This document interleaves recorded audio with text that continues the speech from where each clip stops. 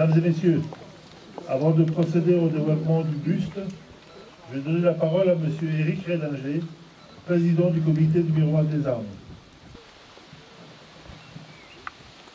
Mesdames et messieurs, chers amis de la paix, chers amis de la Bellonée, le comité du Miroir des Armes est heureux de vous accueillir sur ce qui fut le plus grand champ de bataille de l'Europe de l'Ouest durant la guerre 39-45. Toutes les nations européennes y étaient impliquées. Ces Polonais de la première division blindée le reconnaîtront.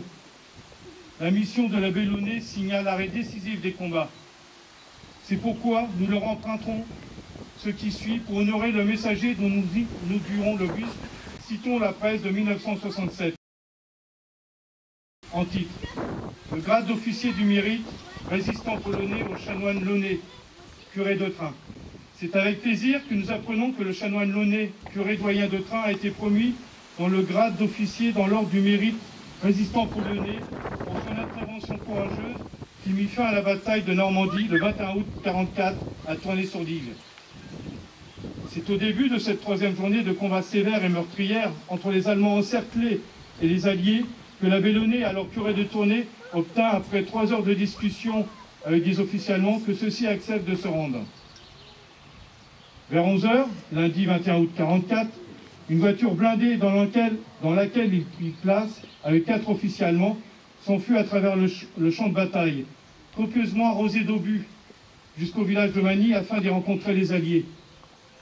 Mais les Allemands, apprenant que Magny était aux mains des Polonais, refusèrent de prendre contact avec eux.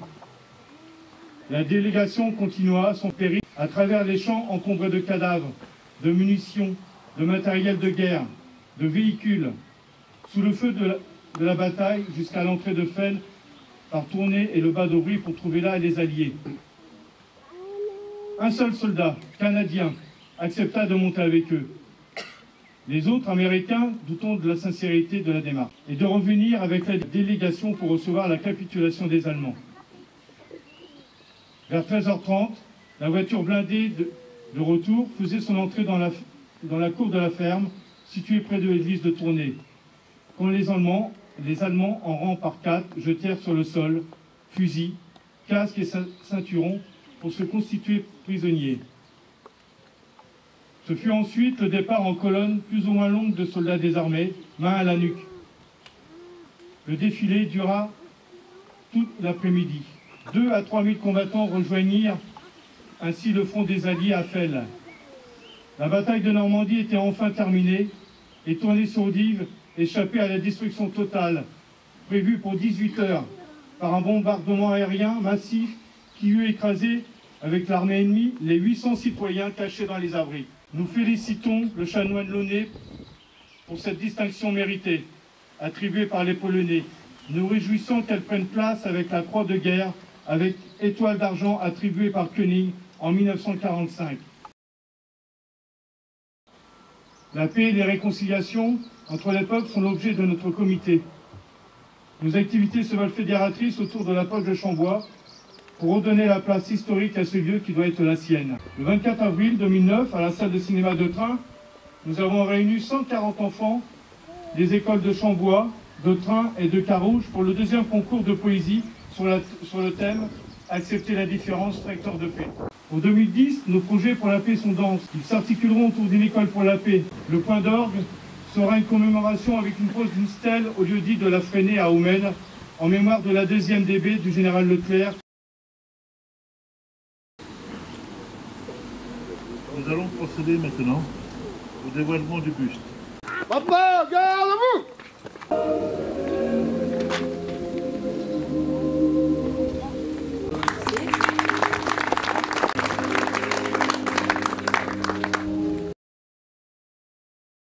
Monseigneur Boulanger va procéder à la bénédiction du buste. Que notre Père, toi qui as envoyé ton Fils dans le monde pour être la lumière qui éclaire tout homme, permet que nous soyons aussi témoins de la vérité, de la paix, de la justice, de la fraternité, du respect des droits de l'homme, comme l'a été la Bellonée.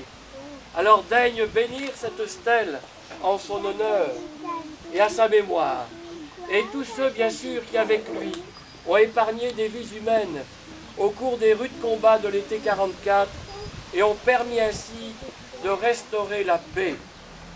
Fait que là où nous sommes, avec les responsabilités que nous exerçons, nous puissions délaisser tout ce qui sépare et cherchions tout ce qui unit, par Jésus qui vit et règne avec toi pour les siècles des siècles. Amen.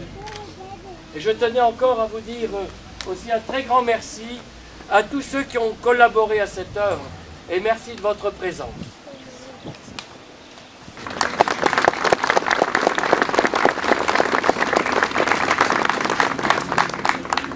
Bravo. Bravo, saluez!